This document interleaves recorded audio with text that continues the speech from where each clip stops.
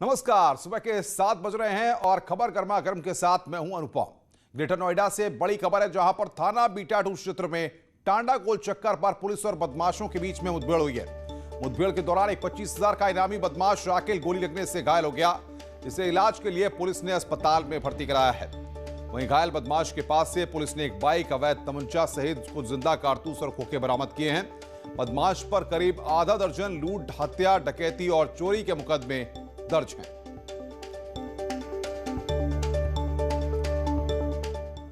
खबर प्रतापगढ़ से, जहां पर कदई थाने के वारीखुर्द गांव में जमीन पर कब्जे को लेकर दो पक्ष आमने सामने आ गए। देखते ही देखते दोनों पक्षों में जमकर लाठी डंडे और फावड़े चलने लगे। वहीं मारपीट में दोनों पक्षों के 12 लोग घायल हो गए हैं, जबकि 2 की हालत बेहद गंभीर बनी हुई है। इनको इलाज के लिए जिला अस्पताल में भर्ती कराया गया है। मारपीट का वीडियो इस वक्त हम आपकी स्क्रीन पर दिखा रहे हैं, जो लगातार सोशल मीडिया पर वायरल हो रहा है।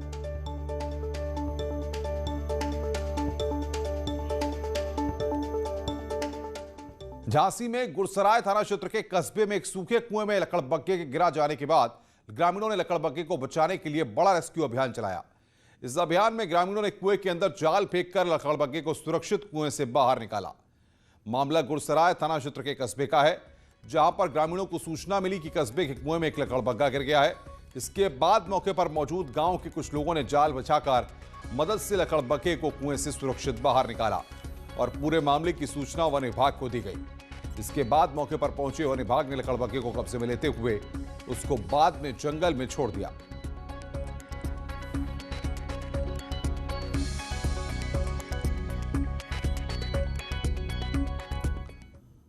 कौशाम्बी में भारतीय जनता पार्टी के सिराथू विधायक शीतला प्रसाद पटेल और उनकी पत्नी सहित 11 लोगों के खिलाफ धोखाधड़ी कर फर्जी तरीके से जमीन का बैनामा कराने का सैनी पुलिस ने मुकदमा दर्ज किया है। दरअसल सैनी कोतवाली के रामलाल का पुरवा निवासी मोहनलाल ने बताया कि सिराथू विधायक शीतला प्रसाद पटेल ने उसके भाई जगदीश से सांठगांठ करके फर्जी तरीके से अपनी पत्नी उर्मिला देवी के नाम से जमीन का बैनामा करा लिया था। इस खेल में 8 और लोगों ने भी उसका सहयोग किया था। इसकी जानकारी होने पर उसने तहसील प्रशासन के अलावा पुलिस से भी मामले की शिकायत की, लेकिन सत्ता पक्ष का विधायक होने के नाते न तो विधायक के खिलाफ और न ही किसी अन्य के खिलाफ कोई कार्रवाई देखने को मिली। इसके बाद मोहनलाल ने तकार कर अदालत की शरण ली। कोर्ट के आदेश पर सैनी पुलिस ने विधायक, उनकी पत्नी, वादी के भाई सहित 11 लोगों के खिलाफ मुकदमा दर्ज किया है। विधायक ने इन आरोपों को बेबुनियाद बताया है। वहीं अपर पुलिस अधीक्षक समर बहादुर सिंह ने बताया कि थाना सैनी में कोर्ट के आदेश पर विधायक शीतला प्रसाद सहित 11 लोगों के खिलाफ मामला दर्ज किया गया है।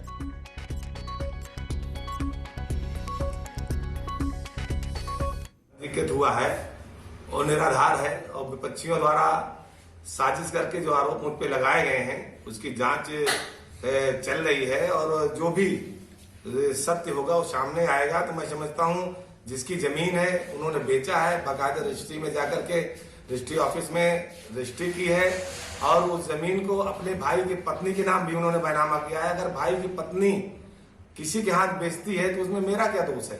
सैनी में माननीय न्यायालय के आदेश से माननीय विधायक सिराथू के और कुल 11 लोगों के खिलाफ एक मुकदमा पंजीकृत किया गया है, जिसमें वादी का भाई भी आरोपी है। उनका आरोप है कि उनसे धोखाधड़ी करके जमीन लिखवा ली गई है, जिसकी विवेचना हो रही है और जो सत्यता होगी उस पर कार्रवाई। माफिया मुख्तार अंसारी की विधायकी रद्द करने को लेकर विधानसभा अध्यक्ष को अर्जी दी गई है, जिसमें मांग की गई है कि मुख्तार अंसारी की विधानसभा सदस्यता रद्द कर दी जाए, क्योंकि वो लंबे समय से विधानसभा से एब्सेंट हैं। विधानसभा अध्यक्ष एचएन दीक्षित ने याचिका को एक्सेप्ट कर लिया है।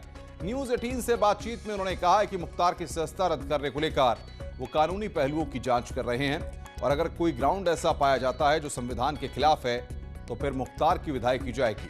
फिलहाल अभी मुख्तार अंसारी मऊ से विधायक हैं। संविधान के अनुच्छेद 190 के उपखंड 4 में अनुपस्थिति के बारे में स्पष्ट बातें कही गई हैं। हमारा कार्यालय परीक्षण कर रहा है। पूरे मामले के परीक्षण के बाद ही किसी विषय पर हम निष्कर्ष रूप में राय देने में सक्षम होंगे।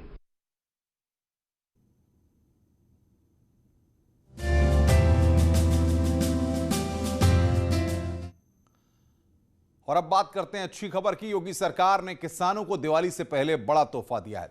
सरकार ने किसानों के लिए मंडी शुल्क को घटा दिया है। 2% से घटाकर अब 1% मंडी शुल्क कर दिया गया है। सरकार के इस फैसले से अनाज, फल, सब्जी बेचने पर अब किसानों को ज्यादा मुनाफा होगा। सरकार के फैसले से उत्तर प्रदेश के लाखों किसानों को इसका सीधा फायदा पहुंचेगा।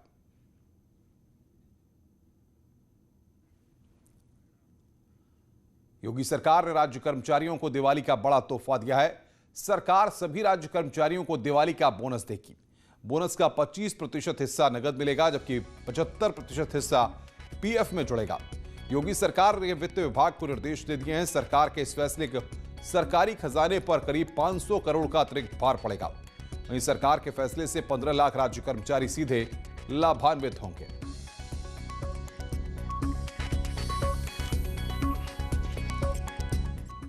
आगे बढ़ते हैं। प्रयागराज में अल्लाहपुर स्थित बाहुबली विधायक विजय मिश्रा के बंगले को प्रयागराज विकास प्राधिकरण का बुलडोजर चला और पूरा भवन गिरा दिया गया। करोड़ों की लागत से बना विजय मिश्रा का आलीशान बंगला मिनटों में ध्वस्त कर दिया गया।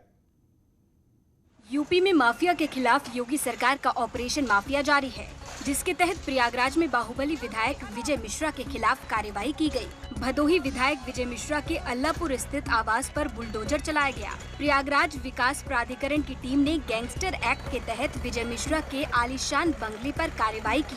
500 वर्ग मीटर में बना 3 मंजिला आलीशान बंगला करोड़ों की लागत से तैयार किया गया था। ये आपराधिक पृष्ठभूमि के इनके विरुद्ध 70 से अधिक गंभीर आपराधिक मुकदमे जनपद भदोही तथा जनपद प्रयागराज में पंजीकृत हैं। अनेक हत्या के गंभीर आरोप हैं। ये वर्तमान में आगरा जेल में निरुद्ध हैं। उधर विजय मिश्रा की पत्नी और उनके बेटे ने पीडीए की कार्रवाई का विरोध किया। उन्होंने पीडीए की कार्रवाई को गैर कानूनी बताया, जिस पर पीडीए अधिकारियों ने कार्रवाई को कानून सम्मत बताया।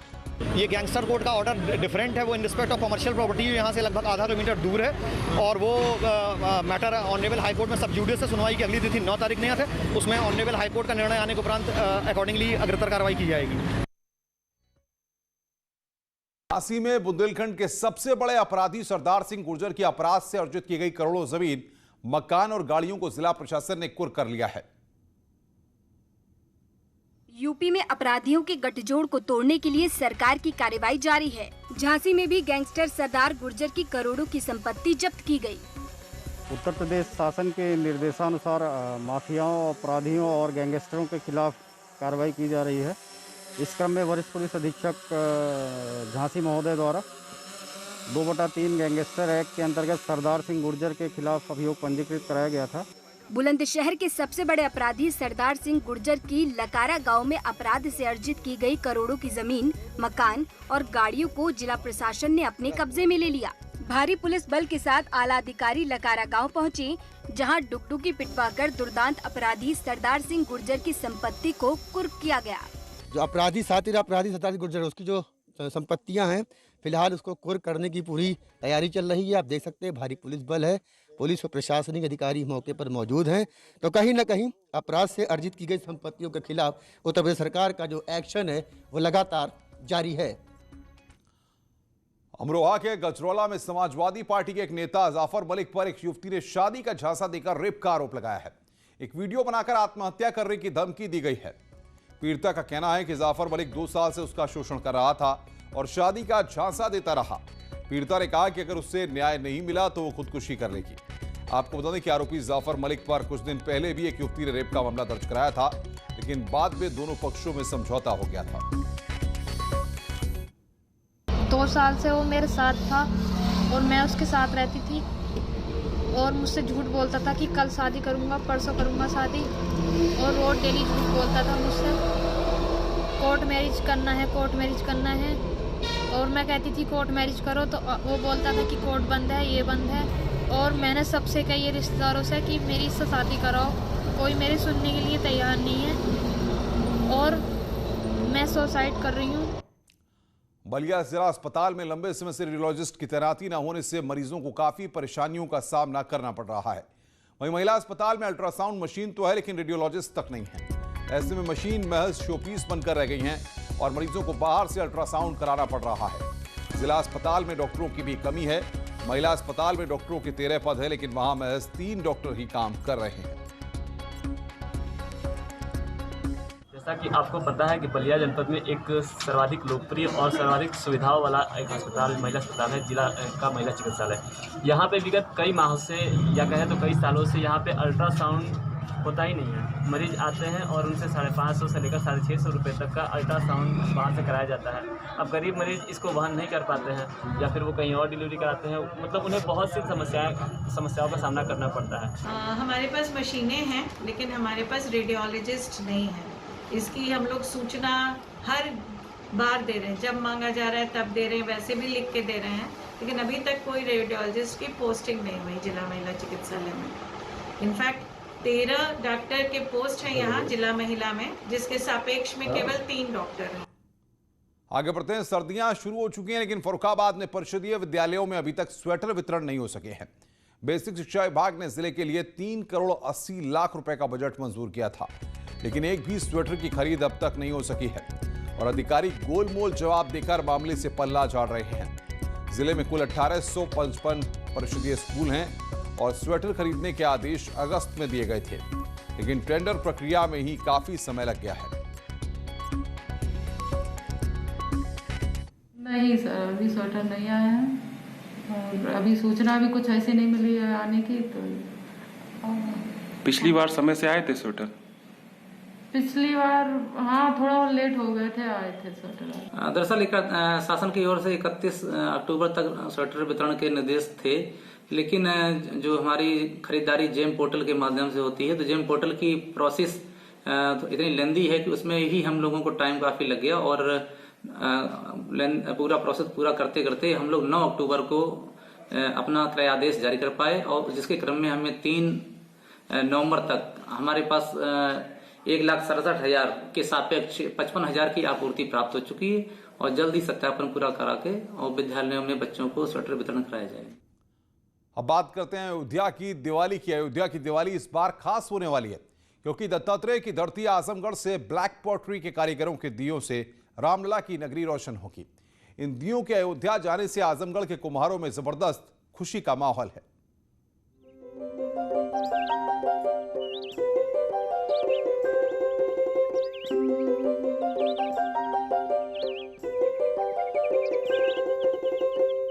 अयोध्या में राम मंदिर निर्माण का रास्ता साफ होने के बाद आने वाले पहले देव दीपावली पर भगवान श्री राम की जन्मभूमि अयोध्या एक बार फिर से विश्व प्रसिद्ध निजामाबाद के दियों से जगमग होगी। जी हां, दत्तात्रेय धाम की मिट्टी से बने दियों की रोशनी से रामलला की जन्मभूमि जगमगाएगी और इस ऐतिहासिक पल को सजीव बनाने के लिए निजामाबाद के कुम्हारों ने तैयारी पूरी कर ली है। 50 ml तेल की क्षमता वाले इन दियों की रंगत देखिए। इन्हीं चमकदार दियों की रोशनी से रामलला की जन्मभूमि जगमग होने वाली है।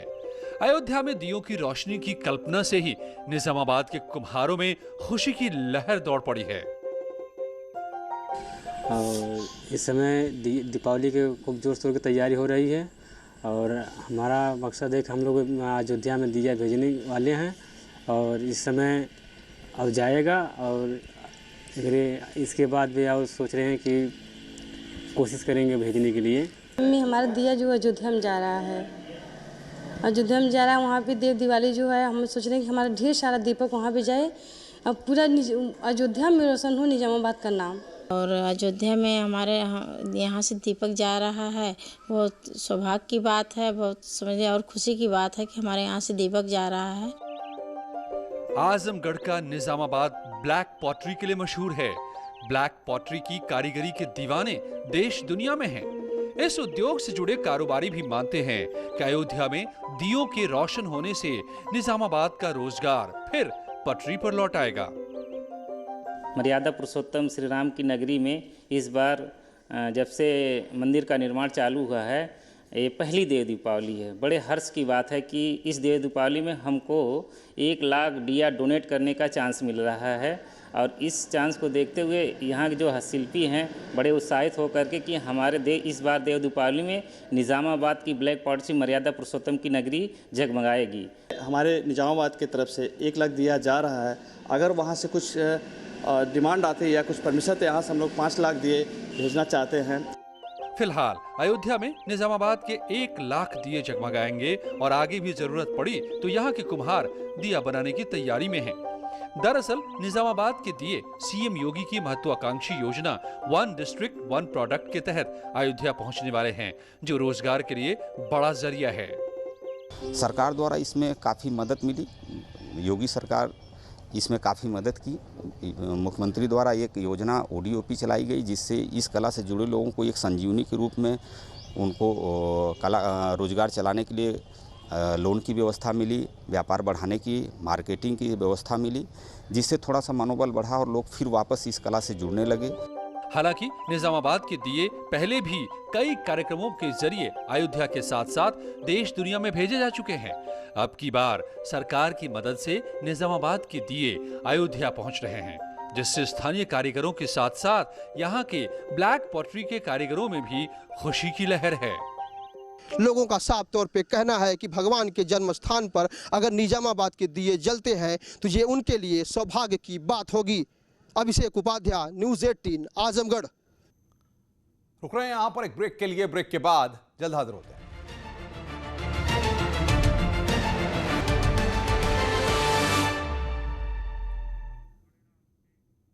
स्वागत है ब्रेक के बाद। रिलायंस रिटेल में एक और बड़ा निवेश हुआ। सऊदी के पब्लिक इन्वेस्टमेंट फंड ने 9,555 करोड़ का निवेश करने का फैसला लिया है।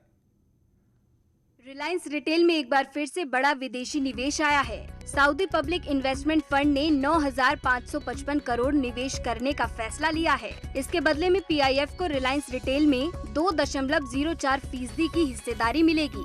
ये निवेश 4.587 लाख करोड़ की इक्विटी वैल्यू पर होगा। आपको बता दें कि रिलायंस रिटेल ने अपनी 10.09% हिस्सेदारी बेचकर अब तक 47,265 करोड़ रुपए जुटाए हैं। रिलायंस रिटेल वेंचर लिमिटेड में अब तक 8 ग्लोबल निवेशकों ने निवेश किया है। इससे पहले PIF ने RIL की जियो प्लेटफॉर्म में भी 2.32% हिस्सेदारी खरीदी थी।